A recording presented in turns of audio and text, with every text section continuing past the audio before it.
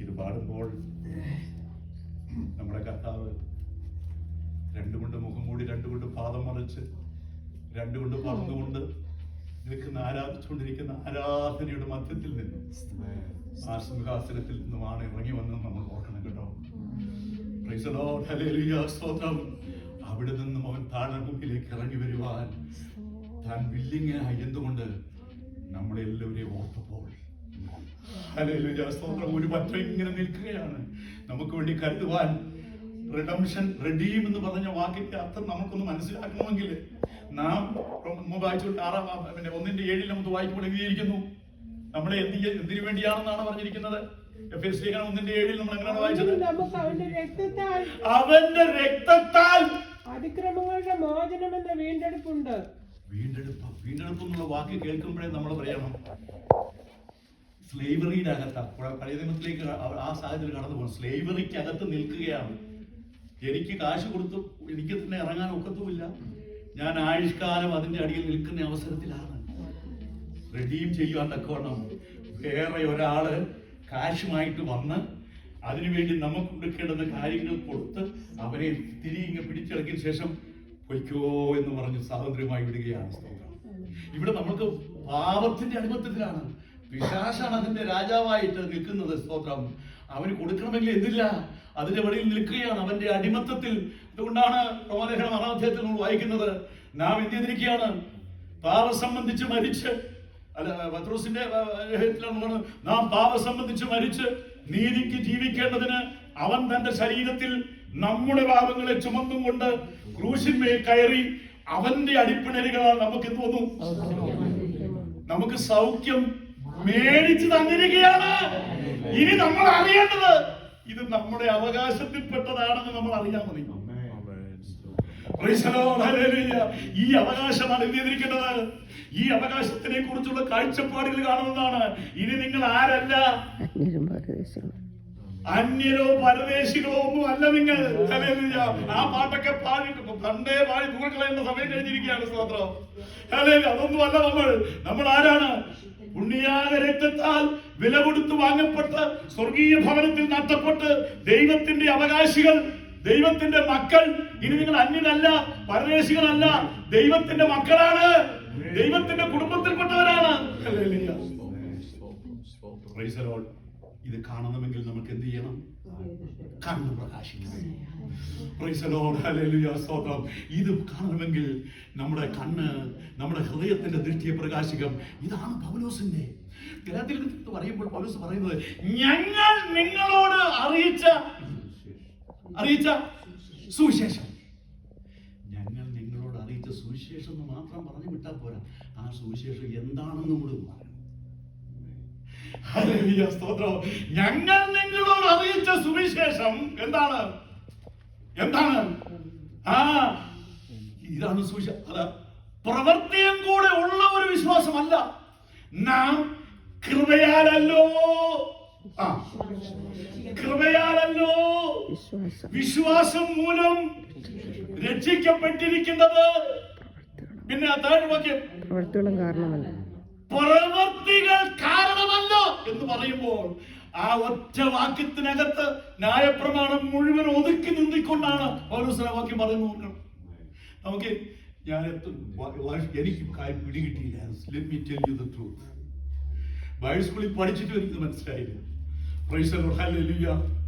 എന്നാൽ ഇത് ഹൃദയദൃഷ്ടി പ്രകാശിക്കുമ്പോൾ നമ്മുടെ ഹൃദയത്തിനകത്ത് ദൈവത്തിന്റെ ആത്മാവ് പ്രകാശിക്കുന്ന ദൈവീക സത്യമായിട്ട് നമ്മുടെ മനസ്സിൽ. അതുകൊണ്ട് നാം രക്ഷിക്കപ്പെടുന്നത് എങ്ങനെയാണ്? ഇത് നമ്മൾ പറയുമ്പോഴാണ് ഇതിൽ പോകേണ്ടത്. എന്താണ് പറയുന്നത്? കൃപയാലാണ്, വിശ്വാസം മൂലം രക്ഷിക്കപ്പെട്ടിരിക്കുന്നു. പ്രവൃത്തിയാലേ അല്ല, പ്രവൃത്തി കൂടാതെ. എന്നാൽ പ്രവൃത്തിയാലുള്ള നീതി എന്താണ്? അതാണ് ന്യായപ്രമാണം. ഇനി റോമാലേഖനം 10-ാം അധ്യായത്തിന് 5-ാമത്തെ വാക്യം താഴോട്ടൊന്ന് വായിച്ചു. അപ്പോൾ അതൊന്ന് ഇച്ചിരി നമുക്കൊന്ന് മനസ്സിലാക്കാം. 3-ാമത്തെ അധ്യായത്തിൽ നമ്മൾ കാണുന്നുണ്ട്, ദൈവം പ്രവൃത്തി കൂടാതെ നീതി കണക്കിടുന്ന മനുഷ്യന്റെ വാക്യം ദാവീദ് എന്ത് ചെയ്തിട്ടുണ്ട്? വിശ്വാസത്തോടുകൂടെ പ്രവൃത്തി ചേർന്നാൽ കലങ്ങി വായിച്ചു വായിച്ചു. ന്യായപ്രമാണത്താലുള്ള നീതി സംബന്ധിച്ച് അത് ചെയ്യുന്ന മനുഷ്യൻ അതിനാൽ ജീവിക്കുമെന്നാണല്ലോ എന്ത് ചെയ്തിരിക്കുന്നത്? മോശെ എഴുതിയിരിക്കുന്നത്. ന്യായപ്രമാണം എന്ന് പറഞ്ഞാൽ എന്താണ്? 10 കൽപ്പനയാണ് അനുസരിച്ചത്. അതൊക്കെയാണ് അതിന്റെ ആ കോർ സബ്ജക്റ്റ് എന്ന് പറയുന്നതാണ് ചെയ്തുള്ള പ്രവൃത്തി. ആരുടെയും ഹെൽപ്പ് വേണ്ട, ഞാൻ തന്നെ. പക്ഷേ ഈ ദൈവത്തിന്റെ നീതി എനിക്ക് ചെയ്തിട്ട് ദൈവസന്നിധിയിൽ നീതീകരിക്കപ്പെടാൻ എന്ത് ചെയ്യത്തില്ല, എനിക്ക് കഴിയത്തില്ല. എന്തുകൊണ്ട്? പറയാം, ന്യായപ്രമാണത്തിന്റെ പ്രവർത്തികളാൽ ഒരു ജനവും ദൈവത്തിന്റെ സന്നിധിയിൽ എന്തുകൊണ്ട് സംഭവിക്കുന്നില്ല? അത് യാക്കോബിന്റെ ലേഖനം 2:11 വായിക്കുമ്പോൾ ഇങ്ങനെ പറയുകയാണ്, ന്യായപ്രമാണം പറയുന്നത് ഇത്.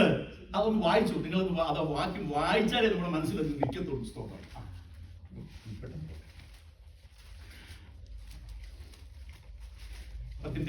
ഒന്ന് വായിച്ചു. യാക്കോബ്, ജെയിംസ് ചാപ്റ്റർ 2 വേഴ്സ് 11.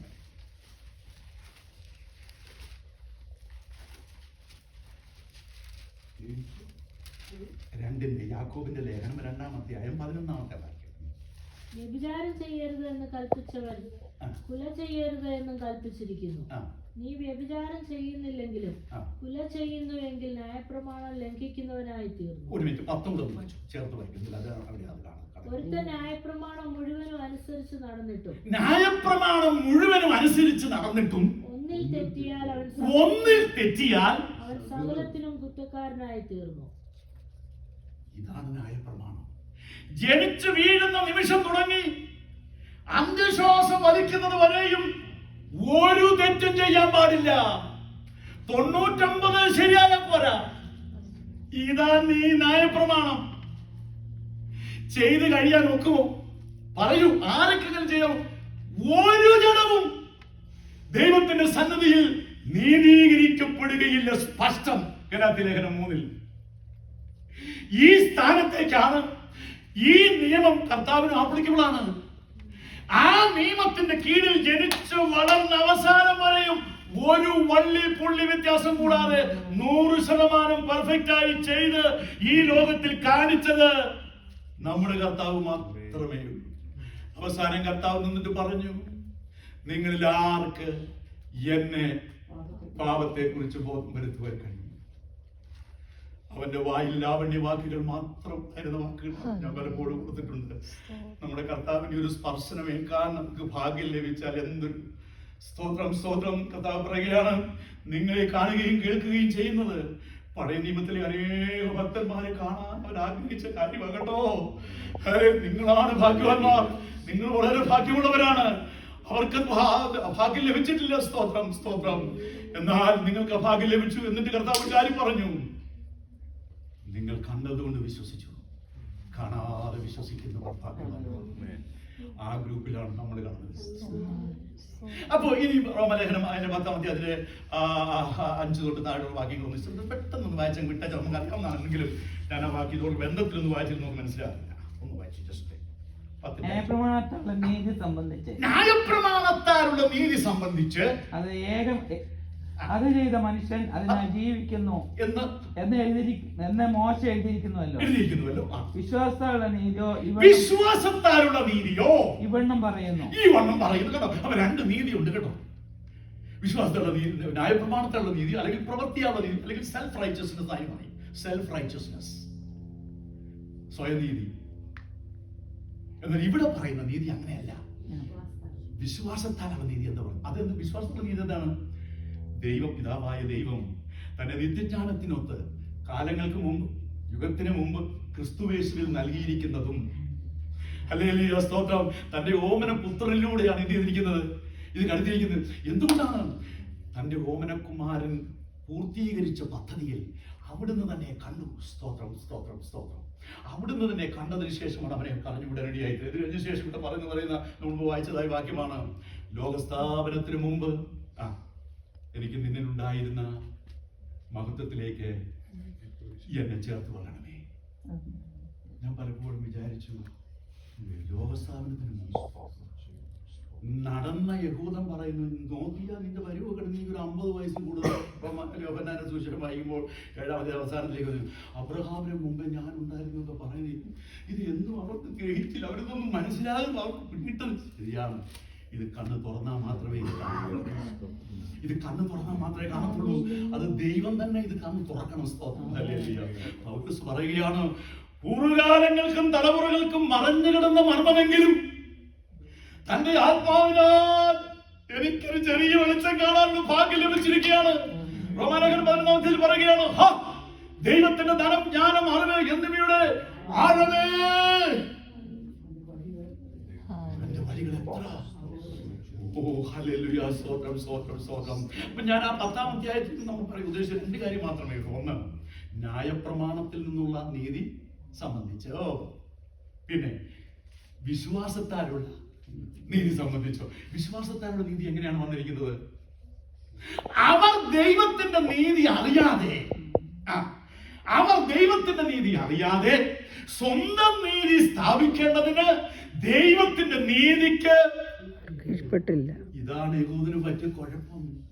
അവര് ബാഡ് പീപ്പിൾ ആയിട്ടല്ല, അവര് മോശമുള്ള പൗലോസിന്റെ പറയുന്നുണ്ട്, അയ്യോ അവരെ കുറിച്ച് അവർക്ക് വേണ്ടി ശാപഗ്രസ്തനാകാൻ വേണ്ടി അവര് പരിജ്ഞാനപ്രകാരം അല്ലെന്നേ ഉള്ളൂ.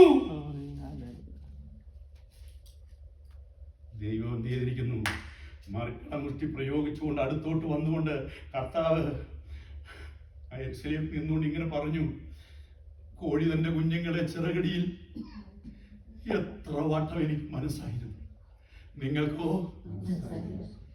എന്നും പറഞ്ഞുകൊണ്ട് ആ വാതിൽ അവിടെ അവൻ അടച്ചതിന് ശേഷം പറഞ്ഞു, ഇപ്പുറത്തോട്ട് മാറിയിട്ട് നമ്മൾ തുറന്നപ്പോൾ വഴിത്തലയ്ക്കൽ കണ്ടിരിക്കുന്നവന് വിളിച്ചവൻ വന്നില്ല. അവന് തിരക്കായി പോയി.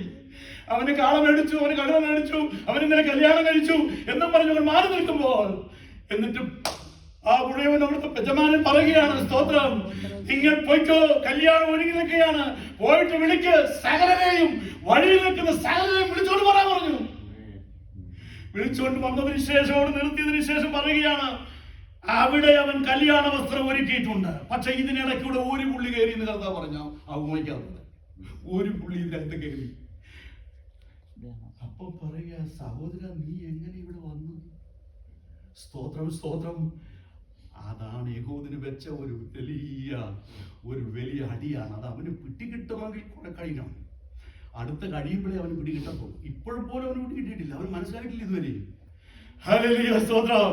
അവൻ സ്വയമായ നീതി കൊണ്ട് അവൻ ദൈവത്തിന്റെ സന്നിധിയിൽ കല്യാണ സന്നിധിക്കാൻ നിൽക്കുകയാണ്. സ്തോത്രം. എന്നാൽ ഇവിടെ വഴിക്കലക്കൽ നിൽക്കുന്നവര്, യാതൊരുവിധ ക്വാളിറ്റി ഇല്ലാത്തവര്, വഴക്കുണ്ടാക്കി നടന്നവര്, അതൊക്കെ നമ്മളൊക്കെ ചൊല്ലി പറയുന്നതാണ് കേട്ടോ.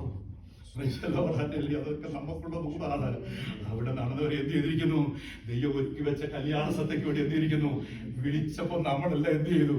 ഒന്നാമതെ വിശന്ന് നിൽക്കുക, പണിയില്ലാതെ നിൽക്കുന്നവരെ, പണിയൊന്നുമില്ലാതെ ഇങ്ങനെ കറങ്ങി നിൽക്കുന്ന അവസരത്തിൽ, വാ എന്റെ തോട്ടത്തിൽ ഇച്ചിരി രാവിലെ തൊട്ട് 8 മണി വരെ വേറെ ചെയ്തവർ അവിടെ ഉണ്ട്.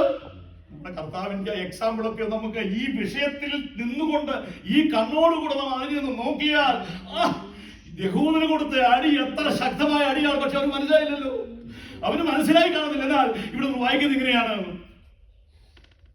വിശ്വാസത്താരുടെ നീതി എന്ത് ചെയ്യുന്നു? അത് ദൂരത്തല്ല, ഏറ്റവും സമീപത്താണ്. 10-ാം അധ്യായത്തിന്റെ അവസാനത്തിലേക്ക് നമ്മൾ കടന്നു വരും. കഴിഞ്ഞു ഹൃദയം കൊണ്ട് നീതിക്കായി വിശ്വസിക്കുകയും ആദരം കൊണ്ട് രക്ഷയ്ക്കായി ഏറ്റുപറയുകയും ചെയ്താൽ, നമ്മളുള്ള കുറച്ച് എന്താണെന്നറിയാമോ? നമ്മളെല്ലാവരും പവലോ മറ്റും കുടുംബത്തിലെ ആൾക്കാരായിട്ട് വല്ലോ ആണ്. ഞാനിത് ചിന്തിക്കുമ്പോൾ ഞാൻ പലപ്പോഴും ഞാൻ ഓർക്കും, 10ാം ക്ലാസ് പാസ്സായിട്ട് ഞാനിങ്ങനെ നിൽക്കുന്ന അവസരത്തിലാണ് എൻ്റെ കർത്താവ് തികച്ചും യാദൃശ്യമായ ഒരു വാക്കിലൂടെ സന്ദർശിക്കേണ്ടതായി. അല്ലെങ്കിൽ ഞാനൊക്കെ ഹൈസ്കൂളിൽ പഠിച്ചുകൊണ്ടിരിക്കുന്ന അവസരം ഞാൻ ഓർക്കുന്നുണ്ട്. സ്തോത്രം. ആ സമയത്ത് വീട്ടിൽ നിന്നിട്ട് എത്ര പോലും വല്ലപ്പോഴും ഒരു പ്രാവശ്യം കണ്ടില്ല, ഏറ്റവും എന്തെങ്കിലും ഓർക്കുന്നില്ല. നമുക്ക് അന്നൊക്കെ 21ാമത്തെ വയസ്സൊക്കെ ആയിക്കൊണ്ടിരിക്കുന്ന സമയമാണ്. ഇവിടെയൊക്കെ ഇങ്ങനെ ഓരോരോ ദാടിയൊക്കെ ഇങ്ങനെ മീശയൊക്കെ ഇങ്ങനെ വന്നു വരും. ആ സമയത്ത് ഞാൻ അതിശോക്തി പറയുന്നത്, ലിറ്ററിൽ ഞാൻ ചെയ്ത കാര്യം പറയുന്നത്, ഞാൻ ഒരിക്കലും തേപ്പിട്ട് പുള്ളി ഒരിച്ചിട്ട് പുള്ളിയെ പതുക്കെ ധരിച്ചു കളയായിരുന്നു. കാരണം അതിനുള്ള ഇതുപോലും നമ്മുടെ അത്രയും അങ്ങനെ പ്രൈസ് ദി ലോർഡ്, ഹല്ലേലൂയ, സ്തോത്രം. എൻ്റെ ക്രിസ്ത്യ ജീവിതയാത്ര എന്നെ സഹായിച്ച ചില ഞാൻ ഇന്നും പ്രാർത്ഥിക്കുമ്പോഴും പ്രാർത്ഥിക്കും, കർത്താവേ എൻ്റെ ജീവിതത്തിനകത്ത് ഒരു ഗ്ലാസ് തണുത്ത വെള്ളമെങ്കിലും തന്ന് എനിക്ക് ആശ്രയമായി തീർന്ന വ്യക്തികൾക്ക് ഞാൻ ഇന്നും പ്രാർത്ഥിക്കും, എന്നും അതിക്കാൻ ഓർക്കും പ്രാർത്ഥിക്കും. എന്നെ ശ്രദ്ധിച്ചു ഒരു മൊത്തം കുടുംബത്തിൽ ഒരു അപ്പച്ചയുണ്ട്, ഞാൻ ഓർക്കുന്നു. എൻ്റെ മാവി ഒരിക്കലേക്ക് 20 രൂപ എന്ന് ഞാൻ ഓർക്കുന്നുണ്ട്. സ്തോത്രം, ഹല്ലേലൂയ. എത്ര നന്മയായിട്ടാണ് ആ സാഹചര്യത്തിൽ നിന്നാണ് ഞങ്ങൾ വയസ്സുകൂടെ തുണി കഴിക്കാനൊക്കെ പോകുന്ന അവസരത്തിൽ നമ്മൾ വിശ്വാസത്താലാ ജീവിക്കുന്നത്. ഞങ്ങളുടെ ഇവിടെ അറിയാം, ദേവദാസൻ അറിയാം, ഇങ്ങനെ മുന്നിലൊരു കല്ല് വെച്ചിട്ടുണ്ട്. ആ കല്ലിൻ്റെ സൈഡിൽ തന്നെ ഒരു കൊച്ചു തെങ്ങൂടുണ്ട്. അപ്പം നല്ല നല്ല പുള്ളികളൊക്കെ എന്ത് ചെയ്യുന്നു വെച്ച് കഴിഞ്ഞാൽ ഗൾഫിലൊക്കെ ജോലിയുള്ള ആൾക്കാരൊക്കെ അവിടെ വരവരൊക്കെ ഉണ്ട്. അവരൊക്കെ ചേട്ടന്മാരൊക്കെ ഗൾഫിലൊക്കെ ആയിരിക്കുന്നുണ്ട്. അവർ നിവിയ കൊണ്ടുവരും, ഈ അവിടുത്തെ സോപ്പൊക്കെ കൊണ്ടുവരും. അതൊക്കെ കുടിച്ച് കഴിഞ്ഞ ശേഷം അടക്കിയ ശേഷം ബാക്കി ഉണ്ടെങ്കിൽ അവരെടുത്തുകൊണ്ട് പോകത്തൊന്നുമില്ല. അവർ ഈ ഇതിൻ്റെ തളത്തിലിട്ട് പ്രൈസ് ദി ലോർഡ്. നമ്മൾ നോക്കുമ്പോൾ നമുക്ക് സോപ്പുമില്ല, ഒരു കാര്യമില്ലാതെ നിൽക്കുന്ന ആ പ്രത്യേക കാലഘട്ടമാണ്. ആ നിൽക്കുന്ന അവസരത്തിൽ നോക്കുമ്പോൾ കർത്താവേ ഇന്ന് വിശ്വാസത്താൽ ഞാൻ പോകാമെന്ന് പറഞ്ഞു. വിശ്വാസത്താൽ നിന്റെ ഇട്ടിട്ട് എൻ്റെ എത്രയോ പ്രാവശ്യങ്ങൾ ഞങ്ങളുടെ കർത്താവിൻ്റെ അത്ഭുത പ്രവൃത്തി ഞാൻ നോക്കും. ഹല്ലേലൂയ, സ്തോത്രം, സ്തോത്രം, സ്തോത്രം. എൻ്റെ ദൈവത്തിൻ്റെ മക്കളെ നാം കണ്ടുമുട്ടിക്കഴിഞ്ഞാൽ പിന്നെ നീന്ത തലവരമാണ്.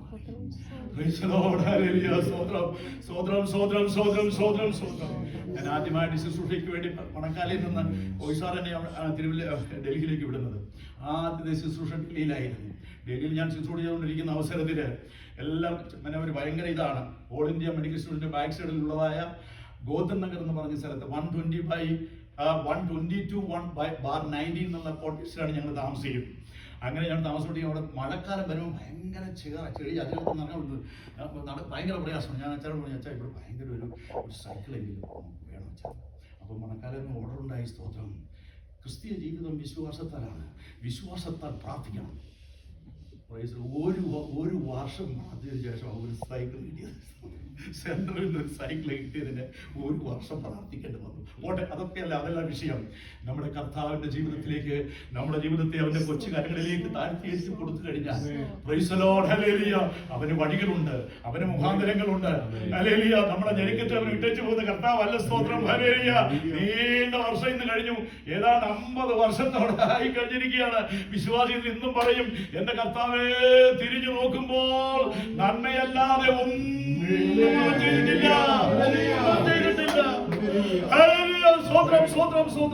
ജീവിതപാതകളിലൂടെ കടന്നു പോകുന്ന സാഹചര്യങ്ങളൊക്കെയും ഈ അദൃശ്യമായ ശക്തി, ഈ അത്യന്തമായ ശക്തി ഞങ്ങൾ സ്വന്തമല്ല, ഇത് ദൈവത്തിന്റെ ദാനമായി മൺകൂടാരങ്ങളിൽ നിൽക്കുകയാണ്. സ്തോത്രം, ഹല്ലേലൂയ.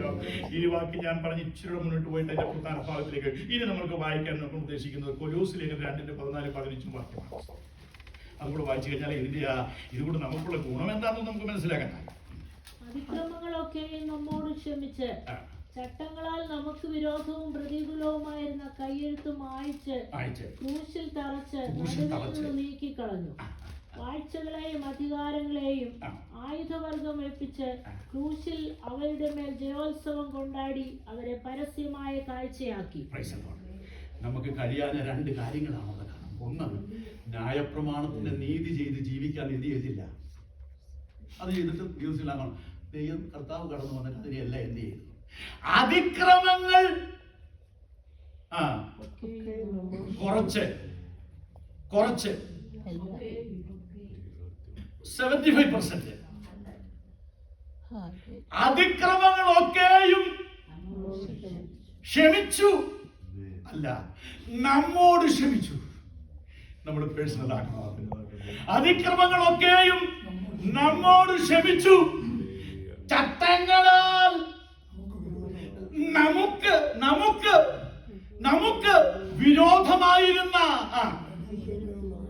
പ്രമാണം ഒക്കെ എന്ത് ചെയ്തു? മായ്ച്ചു കളഞ്ഞു, ക്രൂശിൽ തറച്ചു, നടുവിൽ നിന്ന് നീക്കിക്കളഞ്ഞു. Praise the lord, hallelujah. ഇത് വായിക്കുമ്പോൾ ഒരു വാക്യം എന്റെ മനസ്സിൽ കടന്നു വരുന്നു. റെവലേഷൻ അതിന് 12-ാം അധ്യായത്തിന്റെ 10-ന്റെ അവസാനവും 11 വായിച്ചു. വാക്കിയുണ്ടെങ്കിൽ നമുക്ക് നിൽക്കാനൊക്കെ തോന്നും. ഇതാ നമുക്ക് പുള്ളിയോട് പറയേണ്ടത്. കാരണം ലീഗൽ ആയിരിക്കണം, അല്ലെങ്കിൽ പുള്ളി ആ അഹം വഹിക്കത്തില്ല. നമ്മൾ ചുമ്മാ പറഞ്ഞാലും നമ്മൾ കേൾക്കത്തില്ല. എന്തൊക്കെയാണ്? നമ്മുടെ സഹോദരന്മാരെ അത് തന്നെയാണ്. അത് വെച്ചാൽ മതി. അത് അതിന്റെ അപ്പോൾ ഞാൻ സ്വർഗ്ഗത്തിൽ ഒരു മഹാശബ്ദം പറഞ്ഞു കേട്ടത്, ഇപ്പോൾ നമ്മുടെ ദൈവത്തിന്റെ രക്ഷയും ശക്തിയും രാജ്യവും അവന്റെ ക്രിസ്തുവിന്റെ ആധിപത്യവും തുടങ്ങിയിരിക്കുന്നു. നമ്മുടെ സഹോദരന്മാരെ രാപ്പകൽ ദൈവസന്നിധിയിൽ കുറ്റം ചുമത്തുന്ന അപവാദിയെ തള്ളിയിട്ട് കളഞ്ഞുവല്ലോ. അവർ അവനെ കുഞ്ഞാടിന്റെ രക്തം ഹേതുവായി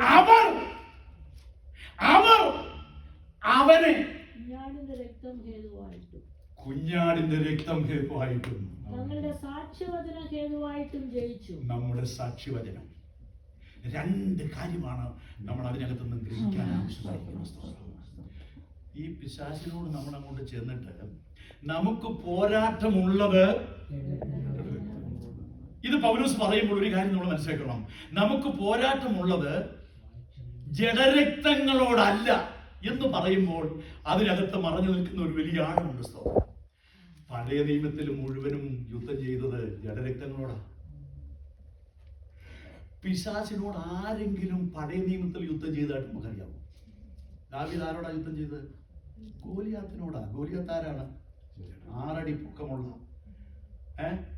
225 വെയിറ്റ് എല്ലായിട്ട് നിൽക്കുന്ന ഒരു മല്ലനാണ്. അവൻ മനുഷ്യനല്ലയോ? ഓക്കെ. അപ്പോൾ പഴയ നിയമത്തിലെ ഭക്തന്മാരാരും ആരോട് യുദ്ധം ചെയ്തിട്ടില്ല. പിശാച് എവിടെ നിൽക്കുകയായിരുന്നു? മർമ്മമായവൻ മറഞ്ഞു നിൽക്കുക. അതാണ് അവന്റെ പരിപാടി. ഏവൻ തോട്ടത്തിൽ നമ്മുടെ ഗ്രാൻഡ് മദറിനെ ചതിച്ചതിന് ശേഷം പിന്നെ പുള്ളിയെ ഞാൻ കണ്ടത് കർത്താവിന്റെ അവിടെയാണ് ഞാൻ കണ്ടത്. അതുവരെയും അവൻ വിളിച്ചതില്ല. അപ്പോൾ എവിടെയെങ്കിലും ഒന്ന് കണ്ടൊന്ന് പറഞ്ഞു തരാം. അവരാരും പിശാചിനോട് യുദ്ധം ചെയ്തിട്ടില്ല. പക്ഷേ മനുഷ്യന്റെ പിറകിൽ നിന്ന് അവരെ കൊണ്ട് ചെയ്യിച്ചത് ആരാണ്? അതാണ് അവൻ. ഹല്ലേലൂയ. സ്തോത്രം സ്തോത്രം സ്തോത്രം സ്തോത്രം സ്തോത്രം. തന്റെ കുഞ്ഞുങ്ങൾ സ്വർഗ്ഗം ഇങ്ങനെ വാച്ച് ചെയ്തുകൊണ്ടിരിക്കുകയാണ്. അല്ലെ, സ്വർഗ്ഗം ഈ നാടകമെല്ലാം ഇങ്ങനെ ശ്രമിച്ചുകൊണ്ടിരിക്കുമ്പോൾ അവൻ വളരെ സർപ്പം ഹവ്വായെ ഉപായത്താൽ ചതിച്ചു. വൈകിട്ട് തോറും തന്നോട് കടന്നു വന്നുകൊണ്ട് ആരാധിച്ചുകൊണ്ടിരുന്നതായ തന്റെ മക്കളെ എന്തിരിക്കുകയാണ്? കബളിപ്പിച്ച ശത്രുവിനെ അവൻ നോക്കി വെച്ചിരിക്കുകയാണ്. സ്തോത്രം. ഹല്ലേലൂയ. അന്ന് തുടങ്ങിയതാണ് ഈ പരിപാടി. അവൻ അതോട്ട് ഇങ്ങനെ മുന്നോട്ട് കടന്നു വന്ന അവസരത്തിൽ കർത്താവ് സ്ഥലത്ത് വന്നു നിൽക്കുകയാണ്. എന്നിട്ട് ഇതെല്ലാം കാണിച്ചു കൊടുത്ത ശേഷം പുള്ളിക്കാരൻ പറഞ്ഞു, ഒരു കോംപ്രമൈസ് ഒന്നും ചെയ്തുകൂടായോ? ഈ നമ്മളിപ്പോൾ നമ്മുടെ അമേരിക്ക ബ്രാനോട് ചോദിച്ചുകൊണ്ടിരിക്കുന്നത് ഒരു കോംപ്രമൈസ് ചെയ്യാൻ പറ്റത്തില്ല. ഞങ്ങൾ ഉണ്ടാക്കിയ യുറേനിയം ഞങ്ങൾ ഉപയോഗിക്കും. ഈ അമേരിക്കയിലോട്ട് കൊണ്ടുപോകാൻ മറ്റു സ്ഥലത്തോട്ട് കൊണ്ടുപോകാൻ അതൊന്നും നമുക്ക് അക്സെപ്റ്റ് ഇല്ലായിരുന്നു. അവനെ ഭരിച്ചുകൊണ്ടിരിക്കുന്ന മറ്റേ പുള്ളി തന്നെ പോട്ടെ, അത് ആ വിഷയം ഒന്നും വിട്ടേക്കാൻ. കർത്താവ് പറഞ്ഞു, എന്ത് പറഞ്ഞു? മഹത്വം കാണിച്ചു കൊടുത്ത് അത് കാണിച്ചു കൊടുത്ത് നമ്മൾ പ്രശ്നം ഉണ്ടാക്കണ്ട. എനിക്ക് തന്നെ നല്ലോണം അറിയാം. അല്ലെങ്കിൽ നമുക്ക് രമ്യതയിൽ അങ്ങ് പോയാൽ വലിയ പ്രശ്നങ്ങളൊന്നും വേണ്ട. വിട്ടുപോ. സാധാരണ ഇറ്റ് ഈസ് റിട്ടൺ. 3 വാക്കാണ് വിജയത്തിന്റെ രഹസ്യം. 3 വാക്കാണ് വിജയത്തിന്റെ രഹസ്യം. ദൈവമക്കളെ, ഇന്ന് അവനും ഉണ്ട് കേട്ടോ.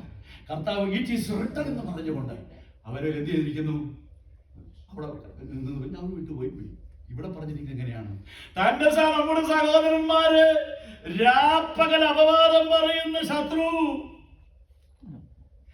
തള്ളിക്കളയാൻ ആരുമില്ലാതെ ആയുധം ധരിച്ച് അരവനെ കാത്തുകൊണ്ട് വീരനെ പോലെ നിന്ന ഏതവൻ പൊങ്ങിയാലും അവനെ തകർക്കുമെന്ന് പറഞ്ഞുകൊണ്ട് പഴയ നിയമത്തിലെ ഭക്തന്മാർ 1 അല്ല 2 അല്ല അവരെ എല്ലാത്തിനെയും ഇഞ്ചിഞ്ചായി പിഴിഞ്ഞു മാറ്റിയവൻ നമ്മുടെ കർത്താവിന്റെ സന്നിധിയിലേക്ക് കടന്നു വന്ന് കഴിയുമ്പോൾ ഇറ്റ് ഈസ് റിട്ടൺ.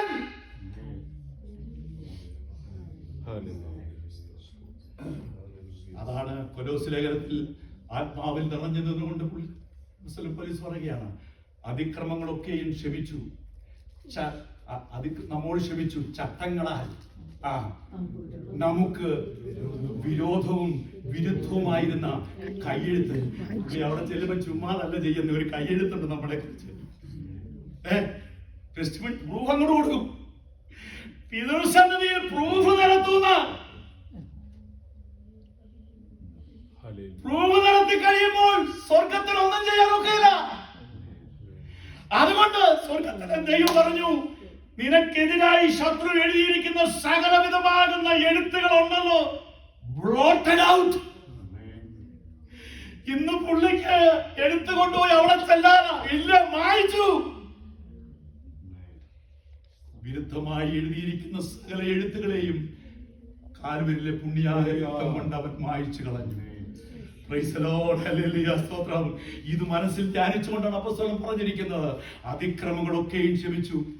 ഓർക്കണം കേട്ടോ, ഇന്നും പുള്ളി വരെ ഇന്നലെയായിട്ട് നമ്മൾ പ്രാർത്ഥിക്കപ്പെടുന്നു, ചെറിയതായിട്ടൊന്നിരുന്നു, വിശുദ്ധമായിട്ടൊന്നിരുന്ന് പ്രാർത്ഥിച്ചുകൊണ്ട് പെട്ടെന്ന് വരുന്നേടാ, മറന്നു കിടന്ന ഒരു ഓർമ്മയില്ലാത്ത പുള്ളി പെട്ടെന്ന് കടന്നു വരികയാണ്. സോഫില് നമ്മൾ മനസ്സിൽ പെട്ടെന്ന് ഇങ്ങനെ കിടന്നു ഇങ്ങനെ ഇതിങ്ങനെ അടിച്ചോടി പോയി കഴിഞ്ഞാൽ അത് ശരിയാണ്, അത് ശരിയാണ്, അത് ശരിയാണ്, അത് ശരിയാണ്, അത് ശരിയാണ്. അപ്പോൾ നിങ്ങൾ എങ്ങനെ രക്ഷപ്പെടും? സംഗതി ശരിയല്ലയോ? കള്ളം പറഞ്ഞു പോയില്ലേ, അല്ലെങ്കിൽ അത് ചെയ്തു പോയില്ലേ, അല്ലെങ്കിൽ എന്ത് ചെയ്യും? അന്നേരം പറയാനൊരു ആയുധമുണ്ട്. സ്തോത്രം. കാൽവരിയിലെ എന്റെ കർത്താവ് എനിക്ക് വേണ്ടി ചൊരിഞ്ഞ രക്തം കൊണ്ട് മായ്ച്ചു കളഞ്ഞിരിക്കുന്ന വിവരം നീ അറിഞ്ഞില്ലേ? ഇത് നീ 10 പ്രാവശ്യം പറയും. ഇത് നിന്റെ സബ് കോൺഷ്യസ് മൈൻഡിനകത്ത് എഴുതി വെക്കണം. ഹല്ലേലൂയ. ഇവിടുന്ന് കേട്ടിട്ട് പോയി പെട്ടെന്ന് പോയി മറന്നു പോകും. ഇത് മറക്കാതിരിക്കണമെങ്കിൽ നീ മെഡിറ്റേറ്റ് ചെയ്യണം. എങ്ങനെയൊക്കെ മെഡിറ്റേറ്റ് ചെയ്യണം? രാവിലെയും, ദാവീദിനോട് ചോദിച്ചാൽ പറയും, ഞാൻ രാവിലെയും ഉച്ചയ്ക്കും വൈകിട്ടും ഇന്ന് നമ്മൾ സങ്കടം ബോധിപ്പിച്ചിട്ടൊന്നുമല്ല കരയുന്ന സ്തോത്രം. രാവിലെയും ഉച്ചയ്ക്കും വൈകിട്ടും നമ്മൾ പറയണ ഈ വചനം എടുത്തുകൊണ്ട്, അവന്റെ പുണ്യാഹ രക്തത്താൽ എന്റെ പാപങ്ങൾ കഴുകി കളഞ്ഞിരിക്കുന്നു. ഉച്ചയ്ക്ക് പറയണം, അവന്റെ പുണ്യാഹ രക്തത്താൽ എന്റെ കുറവുകൾ എന്റെ കർത്താവ് കഴുകി കളഞ്ഞിരിക്കുന്നു. വൈകിട്ടും നീ ഇത് പറഞ്ഞുകൊണ്ടിരിക്കണം. കണ്ണീരും പറയുമല്ല, ഇല്ലാത്തതല്ല പറയേണ്ടത്, അതല്ല പറയേണ്ടത്, അതൊക്കെ മാറ്റിവെക്കണം. അല്ലേ? കർത്താവിനോട് നമുക്ക് നൽകി തന്നിരിക്കുന്ന നമ്മൾ ആരാണെന്ന് നമ്മൾ In him who are you. അവരിൽ നാം എന്താണ്? ദൈവത്തിന്റെ നീതിമാനാണ്. ഇത് നീ 10 പ്രാവശ്യം പറയുന്നത് ശത്രു തന്റെ പത്തി മടക്കുവാനിടയായി. Praise the Lord. Hallelujah. സ്തോത്രം, സ്തോത്രം. അതിക്രമങ്ങളൊക്കെയും ക്ഷമിച്ചു, ചട്ടവിരുദ്ധവും വിരോധവും എഴുത്തുകളും മായ്ച്ചു കളഞ്ഞു, ക്രൂശിൽ തറച്ചു, നടുവിൽ നിന്ന് നീക്കി കളഞ്ഞു. പിന്നെ അടുത്തതാണ് ഈ പുള്ളിയെ കുറിച്ച് പറയുന്നത്, വാഴ്ചകളെയും അധികാരങ്ങളെയും ആയുധവർഗം വെപ്പിച്ചു, ക്രൂശിൽ അവരുടെ മേൽ ജയത്തിന്റെ കോശം കൊണ്ടാടി. സ്തോത്രം, സ്തോത്രം. ഇന്ന് ആ ജയം എന്ത് ചെയ്തിരിക്കുകയാണ്? ആ ജയം ഇന്ന് നമ്മുടെ കരങ്ങളിലാണ് കർത്താവ് തന്നേക്കുന്ന. സ്തോത്രം. സ്വർഗത്തിലും ഭൂമിയിലുമുള്ള സകല അധികാരങ്ങളും എനിക്ക് നൽകപ്പെട്ടിരിക്കുന്നു, ആകയാൽ നിങ്ങൾ പുറപ്പെട്ടു പോയിക്കോ. ഈ അധികാരം തന്നോട്ടാ ദൈവം വിട്ടേക്കുന്നത്. ഹല്ലേലൂയ. സ്തോത്രം, സ്തോത്രം, സ്തോത്രം, സ്തോത്രം. ഒരിക്കൽ മോശ സമയമായി നമുക്ക് പ്രാർത്ഥിക്കാൻ സമയമായി. ഹല്ലേലൂയ. സ്തോത്രം, സ്തോത്രം, സ്തോത്രം, സ്തോത്രം, സ്തോത്രം. ആ ചീട്ടുകളൊക്കെ എന്ത് ചെയ്യട്ടെ, അത് മാറ്റി കളഞ്ഞിരിക്കുന്നു എന്നുള്ള ബോധം. ഇത്രയും കേട്ടത് കൊണ്ട് നമുക്ക് ജയത്തിലേക്ക് വരാൻ പറ്റത്തില്ല. സ്തോത്രം. ഇനി എന്താണ് ചെയ്യേണ്ടത്? അതാണ് പ്രാക്ടിക്കൽ ലൈഫ്. ഇത് നമ്മുടെ ജീവിതത്തിൽ നമ്മൾ പറഞ്ഞിരിക്കണം. എന്ത് ചെയ്യണം? എന്താണ് ചെയ്യേണ്ടത്? ഇനി സാക്ഷ്യവചനം പറയണം. Whosoever shall say to this mountain, whosoever shall say to this mountain, be thou removed and cast into the sea, shall not doubt in his heart, but believe. Hallelujah. സ്തോത്രം. അതുകൊണ്ടാണ് ഇത് നൽകി തന്നിരിക്കുന്നു, ഇതെനിക്കുണ്ട് എന്ന് നമ്മുടെ ഹൃദയത്തിനകത്ത് നാം വിശ്വസിച്ചുകൊണ്ട് അത് ഓരോ ദിവസവും നമ്മുടെ ജീവിതത്തിനകത്ത് പറഞ്ഞ് അത് ഞങ്ങളുടെ ആത്മാവിൽ സ്ഥിരമായി നിൽക്കുന്ന അവസരത്തിൽ അടിസ്ഥാനപ്പെട്ട് യെശയ്യാവിന്റെ ലേഖനത്തിൽ ഇങ്ങനെയാണ് വായിക്കുന്നത്, in righteousness you shall be established. നീതിയിൽ നമ്മുടെ ഹൃദയം ഉറച്ചു കഴിയുമ്പോൾ, സ്തോത്രം, സ്തോത്രം, സ്തോത്രം, സ്തോത്രം, അവൻ നിങ്ങളെ എന്ത് ചെയ്യുന്നു? വിട്ടുപോകും. അപ്പോൾ ഇനി പ്രാർത്ഥിക്കുന്ന വിഷയത്തിനകത്ത് ഒരു കാര്യം കൂടെ പറഞ്ഞാൽ ഞാൻ വിഷയം ഇതാണ്. സ്തോത്രം. Jesus he is the high priest of our confession. അവൻ നമ്മൾ എന്തു പറയും, ഒരു ലീഗൽ കോർട്ടിൽ നമ്മൾ വരയ്ക്കണം. പിതാവ് അവിടെ ഇരിക്കുന്നു, പുത്രൻ നമ്മുടെ റെപ്രസെന്റേറ്റീവ് വക്കീൽ അവിടെ നിൽക്കുന്നു, ശത്രുവായിരിക്കുന്ന പുള്ളി ഇവിടെ നിൽക്കുന്നു. ഞാൻ ഇപ്പറയെ നിൽക്കുന്നു. നമ്മുടെ വിധി നടന്നുകൊണ്ടിരിക്കുന്ന ആ സ്വർഗീയ കോടതിയുടെ അകത്തോട്ട് വന്നുകൊണ്ടിരിക്കുന്ന അവസരത്തിൽ നമ്മൾ എന്താണ് ചെയ്യേണ്ടത്? ഞാൻ സമ്മതിക്കണം. എന്താണ് സമ്മതിക്കുന്നത്? എനിക്ക് വേണ്ടി എൻ്റെ കർത്താവ് മുഴുവനും സഹിച്ചു കഴിഞ്ഞിരിക്കുകയാണെന്നാണ് ഞാൻ പറയേണ്ടത്. അല്ലാണ്ട് രോഗം നോക്കിക്കൊണ്ട് ഞാൻ രോഗിയാണെന്നല്ല പറയേണ്ടത്. അവന്റെ രക്തത്താൽ എനിക്ക് സൗഖ്യമുണ്ട്, അവന്റെ രക്തത്താൽ എനിക്ക് വീണ്ടെടുപ്പുണ്ട്. ഈ ഉറപ്പ് നമ്മൾ കൺഫഷൻ ചെയ്തുകൊണ്ടിരിക്കുന്ന വിടയിൽ മാത്രമേ ഈ പ്രാക്ടിക്കൽ ലൈഫിലേക്ക് ഇത് വെളിപ്പെട്ട് വരികയുള്ളൂ. സ്തോത്രം. ഒരു പ്രാവശ്യം പറഞ്ഞാൽ പോരാ, 10 പ്രാവശ്യം പറഞ്ഞാൽ പോരാ.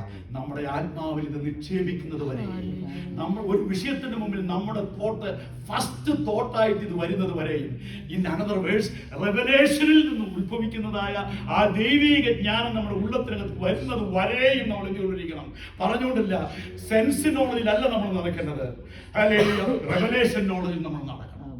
ഈ റെവലേഷൻ പരിശുദ്ധ ആത്മാവ് നമ്മുടെ ഉള്ളിൽ നൽകി തരും. നിങ്ങൾ ഭയപ്പെട്ട് എന്ത് സംസാരിക്കണം നിങ്ങൾ പറയണം, അന്നേരം ഭാരപ്പെട്ടപ്പോൾ ആ നിമിഷത്തെ ദൈവത്തിന്റെ ആത്മാവ് നമ്മുടെ ഹൃദയത്തിനകത്ത് തരും. അത് നീ പറഞ്ഞുകൊണ്ടിരിക്കണം. ദൈവം എന്നെ കുറിച്ച് എന്ത് പറഞ്ഞിരിക്കുന്നോ അത് ഞാൻ ഏറ്റു പറയുന്നവനായിരിക്കണം. അവിടെ ദൈവത്തിന്റെ പ്രവൃത്തി വെളിപ്പെടും. ദൈവത്തിന്റെ ആത്മാവ് നമ്മളെ സഹായിക്കുന്നതാകട്ടെ. ആ പാട്ടിന്റെ ഒരു വരികൾ വേണമെങ്കിൽ മാത്രം ഒന്ന് പാടിച്ചു. പാവവും ശാപവും രോഗവും നീങ്ങി പാപവും ശാപവും രോഗവും നീങ്ങി നീതിമാനാകുവാൻ ശാപമായി തീർന്നോനേ, നീതിമാനാകുവാൻ ശാപമായി തീർന്നോനേ, വന്ദനമേ യേശു രക്ഷകൻ.